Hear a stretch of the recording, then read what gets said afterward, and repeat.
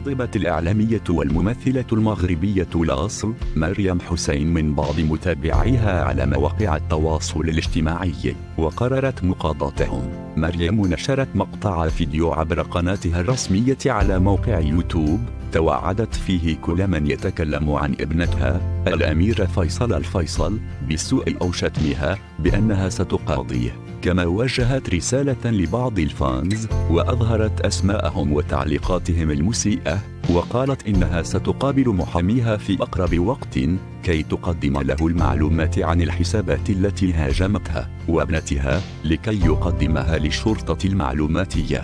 نذكر بأن سبب هجوم الفانز على مريم حسين جاء بعد رفضها إظهار وجه ابنتها الأميرة فيصل الفيصل ووصفها لها بالجوهرة التي لا يحق للآخرين رؤيتها.